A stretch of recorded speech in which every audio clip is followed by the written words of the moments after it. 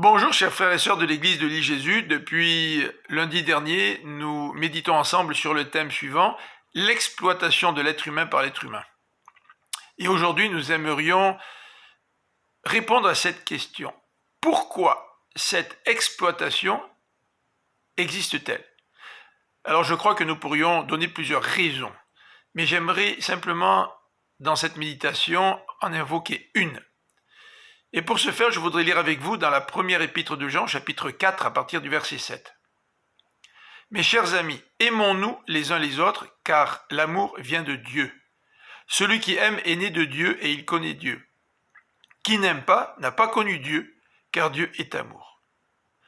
Celui qui abuse de son prochain, qui profite de son prochain, démontre qu'il n'est pas né de Dieu et qu'il ne connaît pas Dieu.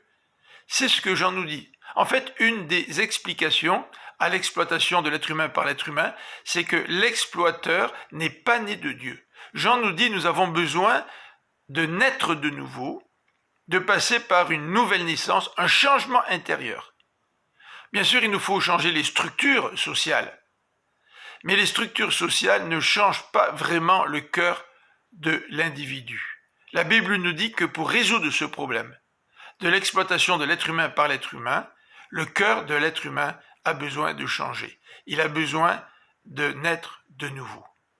Dans les versets 9 à 10, Jean fait référence à l'amour de Dieu qui a donné son Fils unique afin qu'il meure pour que nous puissions être pardonnés de nos fautes. Et Jean renchérit au verset 11, « Mes chers amis, puisque Dieu nous a tant aimés, nous devons nous aussi nous aimer les uns les autres. Si nous nous aimons les uns les autres, Dieu demeure en nous et son amour se manifeste pleinement parmi nous. » L'amour est une démonstration que Dieu demeure dans une communauté.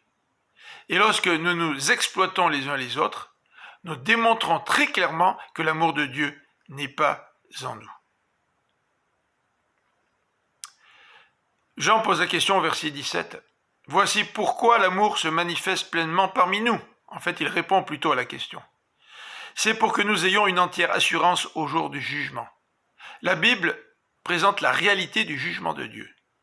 Et si nous exploitons notre prochain, face à ce juge, nous n'aurons aucune assurance. Mais celui qui pratique l'amour de Dieu aura une assurance au jour du jugement parce que Dieu demeure en lui. Si quelqu'un nous dit, Jean, toujours dans ce même chapitre 4, au verset 20, « Si quelqu'un prétend aimer Dieu tout en détestant son frère, c'est un menteur. Car s'il n'aime pas son frère qu'il voit, il ne peut pas aimer Dieu qu'il ne voit pas. » Or, toutes les religions qui prétendent aimer Dieu sans aimer leur frère, ce sont des religions de menteurs. Et Jean conclut ce chapitre en disant, « D'ailleurs, Christ lui-même nous a donné ce commandement, que celui qui aime Dieu aime aussi son frère. » Voilà la raison pour laquelle j'apprécie particulièrement une église multiculturelle, dans laquelle nous pouvons vivre ensemble l'amour de Dieu. Oui, nous pourrions évoquer d'autres raisons pour lesquelles l'être humain n'aime pas son prochain. Mais en voici une, nous dit Jean. C'est parce que nous ne sommes pas nés de Dieu. Celui qui est né de Dieu aime son frère. Je vous encourage donc à demander à Dieu de changer votre cœur, si ce n'est pas déjà fait, afin qu'il puisse vous donner la force d'aimer votre prochain comme vous-même.